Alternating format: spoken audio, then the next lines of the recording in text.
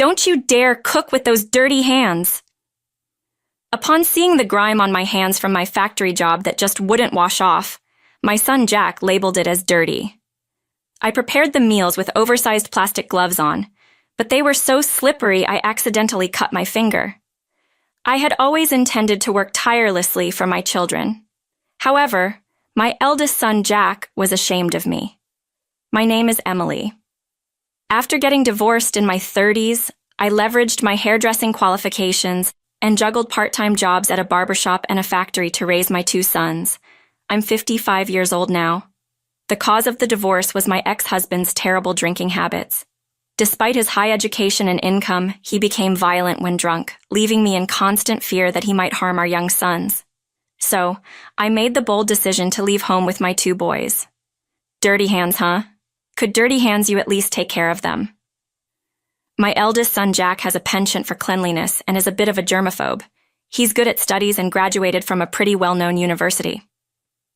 I wash them too much, they get chapped. I don't have the time to care for them, I said. Jack glanced at me as I said this and, with a huff of contempt, left the room. Mom works hard with her hands at the barbershop and at the factory. You deal with machine oil. My younger son Sam disliked studying, but he learned programming on his own. Due to his weak physique, he works as a home-based engineer. We have managed to live close together in a small apartment, but now Jack has decided to become independent. He wanted to live alone right after graduating, but I was barely able to afford his tuition, let alone support his independence. Are you kidding me? Working from dawn till dusk, and this is all you've got? Are you secretly using the money you earn for yourself? He'd say this bluntly to me, wearing fraying sweatshirts, worn-out jeans, and sneakers with worn-out heels. My eldest son Jack often came at me harshly. Maybe we just didn't get along. My alcoholic ex-husband was fond of Jack when he wasn't drinking, so maybe Jack resented me for pulling them apart. I've worried a lot about whether my not being able to be by his side much during his sensitive years, being a single parent and working all the time, also affected him.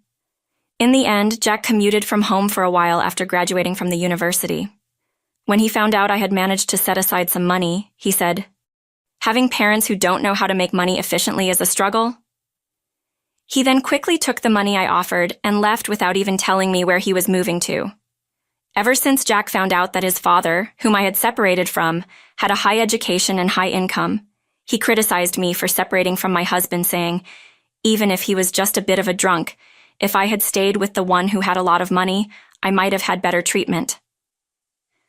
Despite being such a tough character, the independence of my firstborn, for whom I had suffered, was both joyful and lonely. I shed some tears and went to sleep that day. Even after that, whenever he was short on money, he would come home, take the money I had earned and saved, and although my younger son Sam tried to stop him physically, he would end up losing to his physical strength and letting him take it, making it hard for me to save money for my old age. One day, I got a message from Jack saying he was getting married. "I've arranged for a meeting with the family. Make sure you don't embarrass me. Make sure your clothes in here are in order before you come," he warned me. But I was very happy. If he had someone important in his life, Jack might change. I thought he would naturally learn about love, something I couldn't teach him, from the woman who was to become his wife. However, there was no context for a while. I anxiously waited for the schedule for the meeting, but I also had work, so I went to my part-time job at the factory as usual. During work, my cell phone rang, and as I was waiting for a message from Jack, I stopped my hand and answered the call. The voice saying hello was Jack's. When I asked him about the date for the meet and greet with the in-laws, he said, "No, her parents are business people, likely have a keen eye for people. They're different from our family, so you don't have to come." Then, without waiting for my reply, he hung up the phone. That's when I realized how much happier I was about Jack's marriage than I thought. Ever since he left home, I was always worried about whether he was doing well or if he had caught a cold. Knowing that he'd have someone by his side when he got married was truly comforting. "I wanted to meet the woman who loves my firstborn son, to ask her to take care of him," I said. But I was disappointed when he said not to come. My younger son Sam heard this and said, "What the heck? I just got a new suit for nothing, man. New suit. Jack is so selfish." But a few days later, as I was about to head home after work, my phone starts ringing. It was Jack, so I answered, and he said, "Her parents insist on meeting you. Come over now. Don't keep them waiting." Suddenly, I was in a rush. Should I risk being disrespectful by showing up in my dirty work clothes, or would it be more disrespectful to keep them waiting while I change? I knew I'd be quite late if I went home to freshen up, so I reluctantly decided to go. As I was on the way, I bought some drugstore makeup, did a quick touch-up, dusted off my clothes, and headed for the meet and greet at the restaurant. It turned out to be a high-end restaurant, and I felt intimidated. But there was nothing I could do at this point. I mustered up my courage, approached the table, and stammered, I'm sorry for keeping you waiting. I'm Jack's mother, Emily. Thank you for this opportunity." When the in-laws and Jack's fiancé stood up to greet me, they began to guide me to my seat, but Jack interrupted.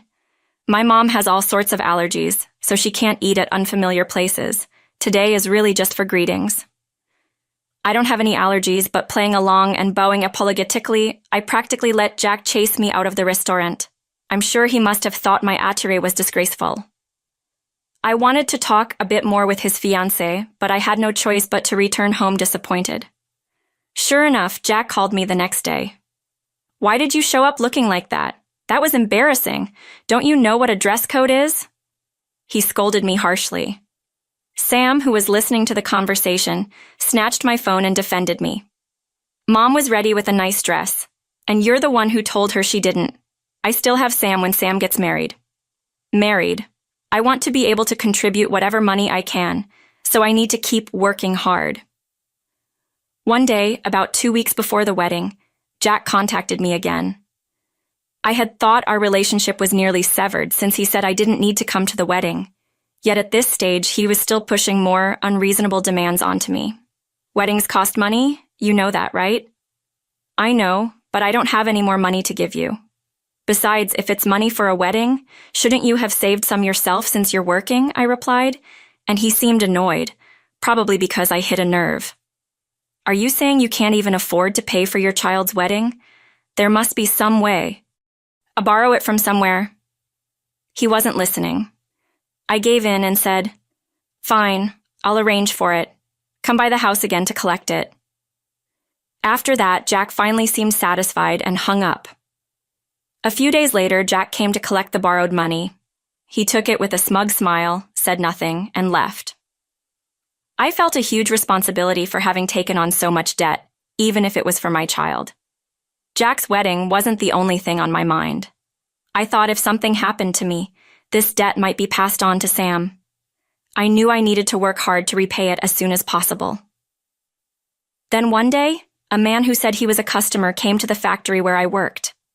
I was called by a coworker to the office, and there a surprising person was waiting for me. Days passed, and the day of Jack's wedding arrived. I had been told not to come, so I had no intention of going, but I worked as usual, praying for my son's happiness in my heart. Then I was called from the office. Jack was on the phone, seemingly in the middle of the wedding. I picked up the phone and asked what was going on, and in a panicked tone he said, "Mom, come to the wedding now." I was surprised and asked, what on earth happened? He just said to hurry up and bring Sam too, so I quickly got ready and headed to the wedding venue. When I arrived at the venue, a staff member was waiting, and I was quickly escorted to the hall. When I opened the door that was pointed out to me, I was suddenly in the spotlight and couldn't make out my surroundings. Then the father of Jack's bride announced, "This is Jack's mother. Please welcome her with applause." I became the center of attention, feeling both embarrassed and happy. While bowing to the people around me, I took my seat as guided, looking halfway up the stage. I could see Jack, my older son, with his arms crossed, looking away, dressed in a new suit. It appeared as if he was embarrassed or possibly angered by his mother being introduced in front of so many people.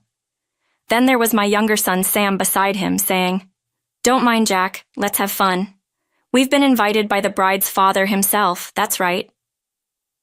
The man who had come to visit the factory before the wedding was the father of Jack's bride. When the bride's father had asked Jack why his mother wouldn't be attending the wedding, Jack had been vague in his reply, so the bride's father had taken the trouble to visit the factory. Even Jack couldn't defy the bride's father.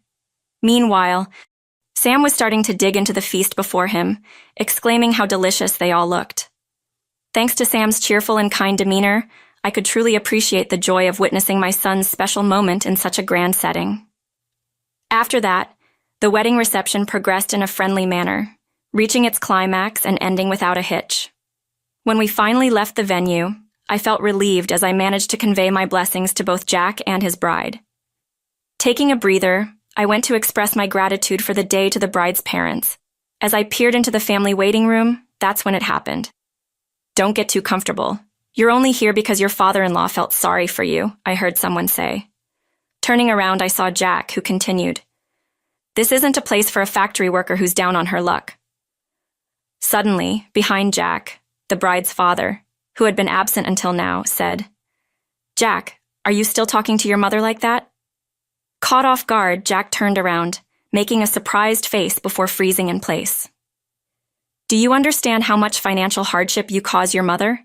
It's not just tuition fees, but moving costs when you left home, wedding expenses, and even the money you've taken from your mother to supplement your irresponsible lifestyle," the father of the bride addressed Jack. Jack couldn't respond to this. He just looked down, biting his lip. Then Sam, who was beside me, chimed in.